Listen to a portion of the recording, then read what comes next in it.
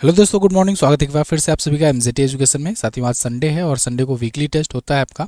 तो weekly revision हम लोग करेंगे। आज 2 वीक का वीकली रिवीजन आपका करवाऊंगा, 2 से 8 फरवरी और उसके बाद 9 से 15 फरवरी, दोनों ही आपका रिवीजन होगा आज ही। तो आप बिल्कुल तैयार रहिए, कुर्सी की पेटी बांध लीजिए। बहुत ही अच्छे तरीके से आपका पूरा अभी तक का फरवरी मंथ का रिवीजन होने वाला है।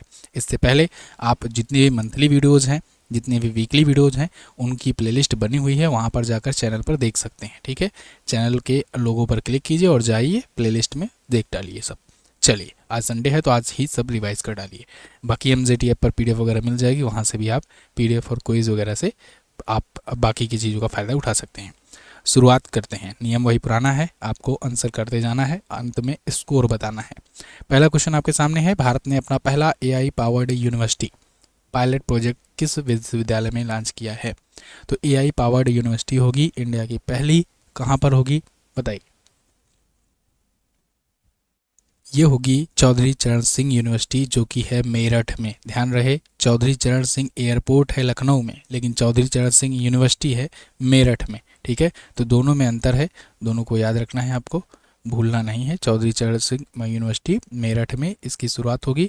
शिक्षा में, एजुकेशन में अब एआई को लाया जाएगा और एआई पावर्ड यूनिवर्सिटी ये बनेगी यहाँ पर। ठीक है, तो यहाँ छात्रों के लिए एआई ट्यूटर होंगे, स्किल गैप पहचान करना, जॉब मार्केट के अनुरूप वहाँ पर सिखाना एआई को, एआई से रिलेटेड कंटेंट बनाना, ये सब सिखाया जाएगा। अगला, एशियाई कला का राष्ट्रीय संग्रहालय भारत को शिव नटराज सहित कितनी चोरी हुई कांस्य की मूर्तियां लौटाएगा? ये क्वेश्चन भी मैंने आपको बताया था ना। अमेरिका में जो एशियाई कला का राष्ट्रीय संग्रहालय है, वहाँ पर जो भारत से चोरी की गई हुई मूर्तियाँ थी, उनमें से 3 को लौटाया जाएगा भारत को। ये शिव नटराज की मूर्तियाँ हैं, ये चोल काल में बनाई हुई थी। चोल काल से विजयनगर काल के बीच की ये मूर्तियाँ हैं और 3 मूर्तियाँ चोरी करके यहाँ से गई थी, उनको लौटाया जाएगा। ठीक है, तो कई बार क्या होता है कि मूर्तियों की चोरी हो जाती है, उसके बाद उसको स्मगल कर करके विदेशों में महंगे महंगे दामों में बेच दिया जाता है। तो बाद में जब पकड़ी जाती हैं तो वो म्यूजियम में रखा दी जाती हैं। अब उसी म्यूजियम से अब वापस भेजा जा रहा है इंडिया। ओके, तो इंडिया में यहाँ पर रखा जाएगा। अगला, तो इसको फ्रेंच इंस्टीट्यूट ऑफ पुडुचेरी के पास 1956 से 1959 की पुरानी ब्लैक एंड वाइट तस्वीरें इसमें थी और इसको वहाँ से ले जाया गया था। ताइवान की पहली स्वदेशी पनडुब्बी का क्या नाम है, जिसने हाल ही में अपना पहला उथला गोता परीक्षण या कहें सैलो वाटर टेस्ट किया? तो ताइवान की पहली स्वदेशी पनडुब्बी है नरवाल। नरवाल का भी सैलो वाटर टेस्ट हुआ है। सैलो वाटर टेस्ट मतलब कि वो ऊपर आती है पनडुब्बी जब तक। ठीक है, तो ये एक चरण होता है पनडुब्बी की टेस्टिंग का। और अब ताइवान ने अपनी पहली पनडुब्बी बना ली है स्वदेशी रूप से। वैसे तो इसके पास पनडुब्बियाँ हैं, लेकिन अब तक की खरीद करके ही यूज़ करती रही हैं, जापान से और अमेरिका से। तो डीजल इलेक्ट्रिक पनडुब्बी है। अभी इतना वो नहीं हुआ है कि भारत के आईएनएस अरिहंत जैसा हो जो न्यूक्लियर पावर्ड हो। ये न्यूक्लियर पावर्ड नहीं है, डीजल इलेक्ट्रिक है। ठीक है, विंग्स इंडिया 2026 किस राज्य को एविएशन इकोसिस्टम के संवर्धन के लिए सर्वश्रेष्ठ राज्य का पुरस्कार दिया गया? तो विंग्स इंडिया 2026 में उत्तराखंड ने पाया है प्रथम पुरस्कार एविएशन इकोसिस्टम को बूस्टअप करने के लिए। तो बी ऑप्शन आपका करेक्ट होगा। बिल्कुल, आप आंसर करते रहिए साथ साथ में ना। उत्तराखंड को इसका मिला है विंग्स इंडिया 2026 में नागरिक उड्डयन मंत्रालय की तरफ से। इन्होंने क्या किया? इन्होंने चारधाम यात्रा के लिए हेलीकॉप्टर सेवाओं का बेहतरीन विस्तार किया। सुदूर पहाड़ियों में हेलीपैड का नेटवर्क इन्होंने बनाया और हेली टूरिज्म को बढ़ावा दिया। आपदा प्रबंधन में भी बहुत अच्छे से काम किया है उत्तराखंड, और एक्टिव पॉलिसी जो रही है एविएशन सेक्टर में इसके लिए। तो इन 4 वजहों से इनको ये अवार्ड दिया गया है सर्वश्रेष्ठ राज्य का। ठीक है, अगला, किस राज्य सरकार ने चाय बागान श्रमिकों के लिए मुख्यमंत्री यति कोली दूती पार्टी योजना शुरू की? तो चाय बागान में जो श्रमिक होते हैं उनके लिए मुख्यमंत्री यति कोली दूती पार्टी योजना शुरू की गई है असम गवर्नमेंट के द्वारा। असम के जो हेमंत बिस्वा शर्मा है सीएम, उन्होंने इसका अनाउंसमेंट किया हुआ है चाय के बागानों में काम करने वाले श्रमिकों के लिए। ती कोली दूती पात का मतलब होता है एक कली की 2 पत्तियां। ठीक है, तो एक कली की 2 पत्तियां मतलब एक प्रकार से एक स्टैंडर्ड माना जाता है जिससे बेहतरीन चाय बनती है। तो उसको तोड़ा जाए, चाय के बागान के श्रमिक अगर उसको तोड़ते हैं तो उनको प्रत्येक पात्र चाय श्रमिकों को 5,000 रुपये तक की एक मुफ्त आर्थिक सहायता भी दी जाएगी। और इसके लिए सरकार ने 300 करोड़ का बजट रखा है लगभग। ठीक है ना। बजट 2026-27 में इंफ्रास्ट्रक्चर पूंजीगत व्यय के लिए कितनी राशि आवंटित की गई? तो इंफ्रास्ट्रक्चर या पूंजीगत व्यय के लिए इस बार 12.2 लाख करोड़ का खर्च किया जाएगा। वैसे बजट वाली जो मैंने वीडियो दी है ना, मेन चैनल पर 2026-27 की, उसको आप ज़रूर देखिए। बजट 2026-27 MJT एजुकेशन लिख करके आप वीडियो सर्च करेंगे तो आपको मिलेगी वीडियो। उसमें मैंने 2 वीडियो दी थी और दोनों वीडियो में मैंने आपको समझाया था किसको क्या मिला है, क्या बड़ी घोषणाएं हैं, ठीक है। तो आप ज़रूर से देख लेना उसको, क्योंकि बजट से क्वेश्चन तो पूछा ही जाता है। वैसे मैं मैक्सिमम पोर्शन यहाँ पर भी कवर करा दे रहा हूँ, ठीक है। अब ये जो इंफ्रास्ट्रक्चर है, इसके तहत रेलवे, बंदरगाह, एयरपोर्ट, शहरी बुनियादी ढांचे, सड़कें, ये सब चीज़ें बनाई जाएंगी इसी बजट से। डिफेंस के क्षेत्र में अगर बात करें तो डिफेंस में 7.85 लाख करोड़ खर्च किए जाएंगे, जो पिछली बार से 15.27% ज़्यादा है। ऑपरेशन सिंदूर के बाद बढ़ोतरी करना जरूरी भी था। कृषि के लिए 1.62 लाख करोड़ का खर्च किया जाएगा, शिक्षा के लिए 1.39 लाख करोड़, स्वास्थ्य के लिए 1 लाख करोड़ और सामाजिक कल्याण के लिए लगभग 62,000 करोड़ खर्च किए जाएंगे। साइंस के लिए 55,000 करोड़, टैक्स एडमिनिस्ट्रेशन के लिए 45,000 करोड़ खर्च किए जा रहे हैं इस बार के बजट में। इसके अलावा अगला क्वेश्चन फिर बजट से है। बजट 2026-27 की घोषणा के अनुसार किस राज्य या राज्यों में समर्पित रेयर अर्थ कॉरिडोर बनाए जाएंगे? Very very most important question, इसको लिख करके रख लो, ये पूछा ही जाएगा, पूछा ही जाएगा। मैं लिख दे रहा हूँ, आप PDF भी पढ़ना तो आपको ये याद रहेगा, ये क्वेश्चन पूछा ही जाएगा। ध्यान रहे, रेयर अर्थ कॉरिडोर ये बनेगा उड़ीसा, आंध्र प्रदेश और केरल और तमिलनाडु में। तो उपरोक्त सभी ऑप्शन आपका करेक्ट हो जाएगा। अगर आप भारत के मैप में देखोगे लोकेशन, तो ये कॉरिडोर कुछ इस प्रकार से जाएगा, उड़ीसा, आंध्र प्रदेश, इसके बाद तमिलनाडु और केरल कनेक्ट करेगा। यहाँ तेलंगाना भी दे दिया है, तेलंगाना नहीं रहेगा, केवल 4 राज्य रहेंगे, ठीक है ना, 4 राज्य रहेंगे। तो इन 4 राज्यों में रेयर अर्थ कॉरिडोर बनेगा, मतलब यहाँ पर रेयर अर्थ मिनरल्स खोजे जाएंगे। और आप जानते हो फ्यूचर जो है वो रेयर अर्थ मिनरल्स की लेकर के ही भागदौड़ चली हुई है, क्योंकि वही से ही सेमीकंडक्टर बनते हैं, सेमीकंडक्टिंग मटेरियल बनते हैं और उन्हीं से ही AI चिप्स बनते हैं। तो मोनाजाइट नामक खनिज की भारी मात्रा पाई जाती है इन समुद्री तटों के क्षेत्रों में, इसलिए इन 4 राज्यों को चुना गया है, ठीक है। ये 4 राज्य याद रखना आपको। तो इसी बार के बजट में इसकी घोषणा की गई है। केंद्रीय बजट में फ्यूचर्स कॉन्ट्रैक्टर्स FNO पर, फ्यूचर एंड ऑप्शंस पर सिक्योरिटीज ट्रांजैक्शन टैक्स जो होता है STT, इसको 0.02% से बढ़ाकर कितना कर दिया गया? तो इस बार सिक्योरिटीज ट्रांजैक्शन टैक्स जो है ये 0.02% से 150% की वृद्धि हुई है। इसमें 150% की वृद्धि, मतलब ये बढ़ा करके हो गया है 0.05%। यानी आप कहोगे ये तो बहुत कम है, ये कम नहीं है, ये बहुत ज़्यादा है। फ्यूचर ऑप्शन पर जब ट्रेडिंग होती है तो दिन भर में वो मतलब बहुत सारे शेयर खरीदते हैं, बहुत सारे शेयर बेचते हैं, फ्यूचर प्रेडिक्शंस करते हैं कि कौन सा शेयर ऊपर चढ़ेगा, कौन सा शेयर नीचे चढ़ेगा।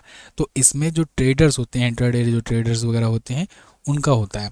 तो पहले हर ट्रांजैक्शन पर 0.02% ही कटा करता था, जो सरकार को देना होता था। अब इसे बढ़ाकर 0.05% तक कर दिया गया है, जिससे लोग, सभी लोग इसमें ना आए, नौसिखिए ना आए, शेयर मार्केट में जो एक्सपीरियंस हो केवल वहीं आए, सट्टेबाजी के रूप में ये ना जोड़ा जाए, ठीक है ना, क्योंकि ये फ्यूचर और ऑप्शन एक प्रकार का सट्टेबाजी टाइप का ही है शेयर मार्केट में। हाँ, जो लॉन्ग टर्म के इन्वेस्टर होते हैं उनको इफेक्ट नहीं पड़ेगा।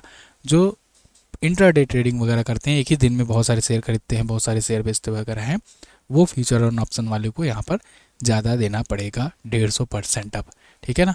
हर बार जो भी शेयर खरीदेंगे बेचेंगे उनको 0.05% पे करना होगा सरकार को। इसी के बाद बजट आने के बाद इसी वजह से शेयर मार्केट धड़ाम से गिरा था। PM मोदी ने पंजाब के आदमपुर हवाई अड्डे का नाम बदलकर क्या रखने की घोषणा की है? तो PM मोदी ने पंजाब के आदमपुर हवाई अड्डे का नाम बदलकर श्री गुरु रविदास जी महाराज हवाई अड्डा करने की घोषणा की है। तो पंजाब में ये एयरपोर्ट है और अब इसका नाम ये होगा, ठीक है ना। महान संत और समाज सुधारक थे, उनको श्रद्धांजलि भी दी गई रविदास जयंती के अवसर पर, और उसी अवसर पर इसका उद्घाटन किया गया, ठीक है। ऑस्ट्रेलियन ओपन 2026 जीतकर सबसे कम उम्र में करियर ग्रैंड स्लैम पूरा करने वाले खिलाड़ी कौन बने? तो ऑस्ट्रेलियन ओपन जीतकर करियर ग्रैंड स्लैम पूरा कर लिया है कार्लोस अल्कराज ने। करियर ग्रैंड स्लैम क्या होता है? करियर ग्रैंड स्लैम का मतलब कि सारे ग्रैंड स्लैम जीत चुके हो अपने करियर में, यानी ऑस्ट्रेलियन ओपन भी, फ्रेंच ओपन भी, विंबलडन ओपन भी और US ओपन भी। तो इससे पहले ये 3 ओपन ये जीत चुके थे, केवल अभी ऑस्ट्रेलियन ओपन एक भी बार नहीं जीते थे। तो अब इन्होंने पहली बार ऑस्ट्रेलियन ओपन भी जीत लिया, जिससे इनका करियर ग्रैंड स्लैम पूरा हुआ, ठीक है। साल भर में केवल 4 ही ग्रैंड स्लैम होते हैं, बिल्कुल इसी सीरियल में जैसा मैंने आपको बताया। तो अब इनके लाइफ के टोटल हो गए हैं 7 ग्रैंड स्लैम। एक ऑस्ट्रेलियन ओपन है, 2 फ्रेंच ओपन, 2 विंबलडन और 2 US ओपन इनके नाम हो चुका है। अच्छा, ये करियर ग्रैंड स्लैम पूरा करने वाले सबसे युवा खिलाड़ी भी बने हैं। इसके अलावा अगर पूछा है सबसे ज़्यादा ग्रैंड स्लैम किसने जीता है, तो सबसे ज़्यादा 24 जीता है नोवाक जोकोविच ने। नोवाक डिजोकोविच ने जीता हुआ है, जो कि सर्बिया के खिलाड़ी हैं। कहाँ के हैं? सर्बिया के हैं, ठीक है ना। इन्होंने जीता है और इन्होंने अभी फाइनल में इन्हीं को हराया है, नोवाक जोकोविच को ही। तो ऑस्ट्रेलियन ओपन का पूरा हो गया। अगला, भारत 2026 में 95 देशों को जोड़कर पहले वैश्विक शिखर सम्मेलन की मेजबानी करने जा रहा है। कौन सा है इनमें से? तो global big cat alliance summit ये आयोजित होगा भारत में, नई दिल्ली में, और 95 देश से ज़्यादा देश इसमें जुड़ने जा रहे हैं। ये नया अलायंस बना है, ये बिग कैट्स का अलायंस है। जितने भी बिग कैट्स पाई जाती है ना, टाइगर हुआ, चीता हुआ, लायन हुआ, जैगुआर हुआ, ठीक है ना, ये सभी बिग कैट्स हैं। इन बिग कैट्स के संरक्षण के लिए ये ग्लोबल बिग कैट अलायंस बनाया गया है और भारत इसका अग्रणी है। भारत पहली बार इसकी मेज़बानी करने जा रहा है। नई दिल्ली में ये होगा आयोजित, ठीक है। तो प्रधानमंत्री ने इसकी घोषणा भी की थी और ग्लोबल बिग कैट अलायंस की। ये अलायंस 2023 को बनाया गया था, 2025 को ये औपचारिक रूप से अस्तित्व में आया। अगला, 68वें ग्रैमी अवार्ड 2026 में किस आध्यात्मिक गुरु ने 90 वर्ष की आयु में अपना पहला ग्रैमी जीता है? तो 68वां ग्रैमी अवार्ड 2026 आयोजित हुआ और इसमें दलाई लामा को 90 वर्ष की आयु में ग्रैमी अवार्ड मिला है। दलाई लामा जो है ये स्टोरी टेलिंग रिकॉर्ड किए थे, नरेशन इनका, इसीलिए बेस्ट ऑडियो बुक की कैटेगरी में इनको ये अवार्ड दिया गया है। वैसे जो बाकी वाला अवार्ड मिलता है लिस्ट वाला, वो तो मिला ही है, लेकिन इनको एक स्पेशल अवार्ड टाइप का दिया गया है, ठीक है। और लेडी गागा जो है, लेडी गागा का नाम याद रखना, लेडी गागा जो है ये बेस्ट एल्बम का अवार्ड पाई हैं, best album of the year का अवार्ड पाई हुई हैं, ठीक है। संगीत का ऑस्कर कहा जाता है ग्रैमी को, क्योंकि ग्रैमी जो है ये सबसे बड़ा अवार्ड माना जाता है संगीत के क्षेत्र का। अमेरिका में इसका आयोजन होता है। पहली भारतीय महिला जीतने वाली तन्वी शाह बनी थी। अगला, भारत के नए BIS मानकों को पूरा करने वाला पहला सोलर मॉड्यूल कौन बना? तो भारत के BIS के मानकों को पूरा करने वाला सोलर मॉड्यूल बन गया है जी स्टार कंपनी है, फॉरेन कंपनी है, और इसको भारत का पहला BIS मॉडल का सर्टिफिकेशन मिला है, जो कि सर्टिफिकेशन है IS यानी इंडियन स्टैंडर्ड्स 14286 2023 ये स्टैंडर्ड का ईयर होता है, ठीक है। यानी अब ये सोलर मॉड्यूल अपना लगाएगा तो वो इंडियन स्टैंडर्ड के अकॉर्डिंग होगा, ओके। यात्रियों के परिवहन के लिए हाइड्रोजन से चलने वाली बसें तैनात करने वाला भारत का पहला एयरपोर्ट कौन बना? तो हाइड्रोजन से चलने वाली बसें तैनात करने वाला भारत का पहला एयरपोर्ट होगा Cochin international airport. Cochin international airport में जब जहाज़ों से उतरते हो यात्री लोग उतरते हैं तो उनको एयरपोर्ट पर पहुंचना होता है जहाज़ के पास से, तो उनके लिए एक बस आती है, बस लेकर जाती है फ्री में। वो बस अब हाइड्रोजन से चलने वाली बस होगी कोचीन इंटरनेशनल एयरपोर्ट पर। बाकी जगहों पर इलेक्ट्रिक से चलने वाली बसें काम कर रही हैं अभी। अगला, तो बाकी सब मैंने आपको बता ही दिया। 16.5% हिस्सेदारी के साथ कौन सा राज्य भारत का नवीकरणीय ऊर्जा पावर हाउस बन गया है? तो पूरे भारत में जितना भी रीन्यूएबल एनर्जी पर काम होता है या जितना भी लोगों के पास, राज्यों के पास रीन्यूएबल एनर्जी स्टोर है, उनमें अकेले 16.5% गुजरात में है। यानी गुजरात अग्रणी राज्य बना हुआ है नवीनीकरण ऊर्जा स्रोत का। नवीनीकरण ऊर्जा में क्या क्या आता है? सोलर एनर्जी हो गई, विंड एनर्जी हो गई, पवन चक्की से निकलने वाली ऊर्जा है ना, ये सभी नवीनीकरण ऊर्जा के स्रोत कहे जाते हैं, ठीक है, क्योंकि ये कभी ख़त्म नहीं होते हैं। तो यहाँ पर लगभग 42.583 गीगावाट इसकी क्षमता हो गई है, भारत की सबसे ज़्यादा है ये, है ना। और इसमें 25,529 मेगावाट सोलर एनर्जी है, 14,820 मेगावाट पवन एनर्जी है। बाकी रूफटॉप में भी ये टॉप पर है, 50% से अधिक हिस्सा जो है भारत में अकेले गुजरात का है जहाँ पर रूफटॉप लगे हुए हैं, यानी कि छतों पर सोलर पैनल्स। अगला, अच्छा, अपनी लास्ट 6 मंथ की ई बुक आई हुई है और ब्रह्मास्त्र की भी। अच्छा, बहुत सारे लोग ये कंफ्यूज रहते हैं कि मेरे एग्ज़ाम में पूछा जाएगा कि नहीं, मेरे एग्ज़ाम में पूछा जाएगा कि नहीं। तो देखो, इंडिया का कोई सा भी एग्ज़ाम हो, अगर आप करंट अफेयर उसमें पूछा जाता है और करंट अफेयर की आप तैयारी कर रहे हैं तो इस ई बुक के बाहर से क्वेश्चन नहीं आएगा, ये मैं दावे के साथ कह सकता हूँ। आप दिखा नहीं सकते हो अगर लास्ट 1 ईयर से क्वेश्चन पूछा गया, मतलब जिसका ये टेन्योर दिया रहे। अब ऐसा नहीं कि जुलाई से दिसंबर की मैं ई बुक आपको दिया हूँ और जून का पूछा गया क्वेश्चन आप मुझे ला करके दो, ऐसा नहीं। जुलाई से दिसंबर का अगर जैसे है ये जनवरी से लेकर दिसंबर तक है, तो अगर जनवरी से दिसंबर 2025 का क्वेश्चन है वो पूछा गया और वो ई बुक में नहीं मिला, तब ला करके मुझे दिखाना, तब मैं आपको बताऊँगा कि ये बताया गया है कि नहीं बताया गया है। है ना। तो सारा क्वेश्चन मतलब कहने का यही है कि 100% कवरेज रहता है। तो आप अगर पढ़ लेते हो पूरी ई बुक, इसीलिए छोटी मोटी ई बुक भी नहीं रहती है, लगभग 700 पेजेस से ज़्यादा की ई बुक है ना। तो उसमें इस प्रकार से कंटेंट दिए गए हैं, हर प्रकार का क्वेश्चन आपका कवर होता है। तो आप इसको ले सकते हो MJT ऐप से जा कर के। जिनके पास MJT ऐप नहीं है उनके लिए व्हाट्सएप नंबर भी है 7235939467।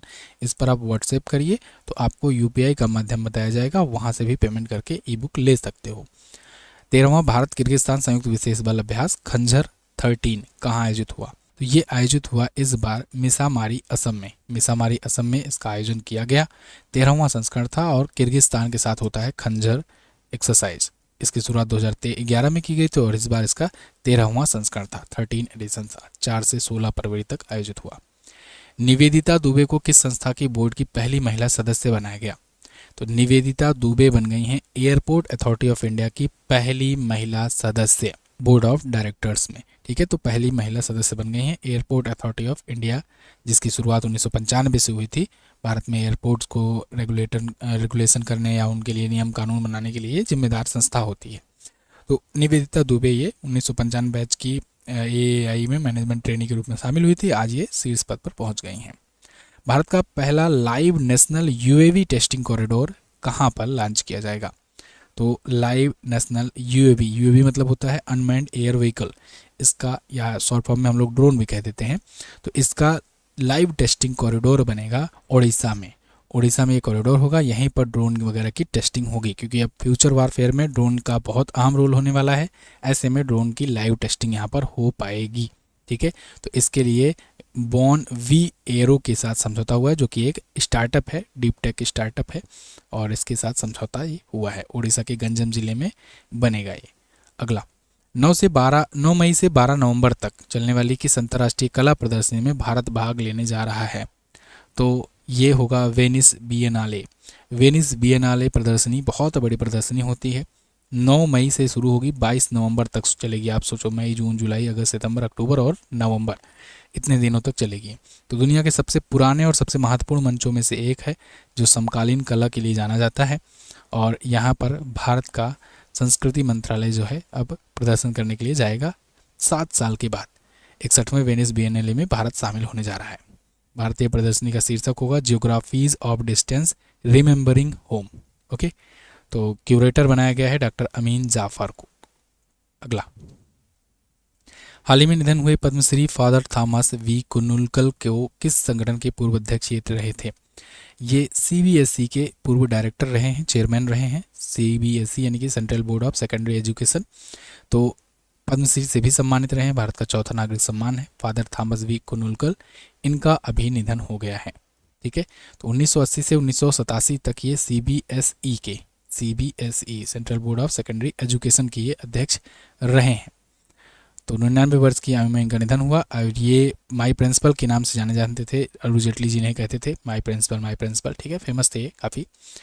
अगला, दुनिया का पहला निजी अंतरिक्ष स्टेशन हेवन 1 किस वर्ष लॉन्च किया जाना प्रस्तावित है? तो हेवन 1 जो होगा दुनिया की पहली ऐसी स्पेस स्टेशन होगा जो किसी प्राइवेट कंपनी के द्वारा लॉन्च किया जाएगा, और ये 2027 तक लॉन्च किए जाने की संभावना बताई जा रही है। हालांकि 2027 कोई निश्चित नहीं है, मतलब कई बार क्या होता है, प्रोजेक्ट डिले हो जाता है, लेकिन ध्यान रहे 2027 में अभी योजना है, जब लॉन्च हो जाएगा तब होगा। फिलहाल मोटा बात यह है कि ये हेवन 1 जो होगा, हेवन मतलब स्वर्ग, आप जानते ही हो। हेवन 1 जो होगा ये अंतरिक्ष स्टेशन होगा, यानी अंतरिक्ष में एक अड्डा होगा जो पृथ्वी का चारों तरफ चक्कर लगा रहा होगा, जैसे ISS लगाता है, इंटरनेशनल सोलर स्टेशन लगाता है, इंटरनेशनल स्पेस स्टेशन लगाता है, सॉरी। तो इंटरनेशनल स्पेस स्टेशन जैसे लगाता है ना 28,000 किलोमीटर प्रति घंटे की रफ्तार से, ऐसे ये भी लगाएगा। तो फाल्कन 9 रॉकेट जो एलन मस्क की कंपनी SpaceX का ड्रैगन कैप्सूल है, उससे इसे लॉन्च किया जाएगा। और इसको बनाया किसने है? वास्ट स्पेस ने। ये भी एक स्टार्टअप है कैलिफोर्निया का। तो हेवन 1 ये पहला प्राइवेट स्पेस स्टेशन होगा। भारत की पहली LNG संचालित यात्री ट्रेन किस शहर में शुरू की गई? LNG यानी लिक्विफाइड नेचुरल गैस।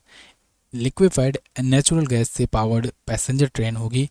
अहमदाबाद में ये चलाई गई है, शुरुआत इसकी हो चुकी है। अगर ये सक्सेस रहती है तो इन फ्यूचर और भी ट्रेनों में इस टेक्नोलॉजी को यूज किया जाएगा। इसमें क्या होता है, ये ड्यूल फ्यूल सिस्टम से चलता है, यानी डीजल से भी चलता है और एलएनजी तकनीक से भी चलता है। तो ड्यूल फ्यूल सिस्टम वाला भी ये पहली ट्रेन है। ठीक है, तो पश्चिम रेलवे के तहत आती है अहमदाबाद और साबरमती से मेहसाणा रूट पर ये चलेगी। सह branded RuPay credit card launch करने वाला भारत का पहला क्षेत्रीय ग्रामीण बैंक कौन बना? तो को branded RuPay credit card launch किया है अभी त्रिपुरा ग्रामीण बैंक ने। ये पहला क्षेत्रीय ग्रामीण बैंक बन गया है, यानी रीजनल रूरल बैंक बन गया है जिसने इस प्रकार का क्रेडिट कार्ड सिस्टम लॉन्च किया। आप अक्सर ग्रामीण बैंक में कभी क्रेडिट कार्ड वगैरह की चीज़ें नहीं सुने होंगे कि वहाँ क्रेडिट कार्ड, हाँ किसान क्रेडिट कार्ड होता है वो बात अलग है, लेकिन क्रेडिट कार्ड जो सिस्टम जो बाकी बड़ी बड़ी बैंकें देती हैं वैसा वहाँ नहीं मिलता है, लेकिन यहाँ रुपे क्रेडिट कार्ड मिलेगा। ठीक है, तो त्रिपुरा बन गया पहला। पंजाब नेशनल बैंक के सहयोग से इसे लॉन्च किया गया है। किस राज्य के मुख्यमंत्री ने छोटे व्यवसायों के लिए पिल्लो एआई नाम का voice based billing app launch किया? तो पिल्लो एआई नाम का voice based billing app Andhra Pradesh में लॉन्च किया गया है, आंध्र प्रदेश के सीएम चंद्रबाबू नायडू जी के द्वारा। ठीक है, तो ये वॉइस आधारित बिलिंग ऐप होगा। जो कोई जैसे कोई दुकानदार है उनको बिल वगैरह बनाने में टाइम लगता है या फिर मान लो वो बनाने में असमर्थ है, तो वो वॉइस बेस्ड से ही कमांड दे दे करके बिल बना पाएंगे। ठीक है, तो ये काफ़ी अच्छा होगा बिलिंग और अकाउंटिंग के लिए, दुकानदारों के लिए। तो वो बोल बोल करके ही बिल बना लिया करेंगे तो उनके पास पक्की रसीद हुआ करेगी। एमएसएमई को बढ़ावा मिलने में काफ़ी योगदान होगा। किस प्राधिकरण ने स्वच्छता पखवाड़ा पुरस्कार 2025 में प्रथम पुरस्कार जीता? तो स्वच्छता पखवाड़ा पुरस्कार में पहला पुरस्कार जीता है पारादीप बंदरगाह।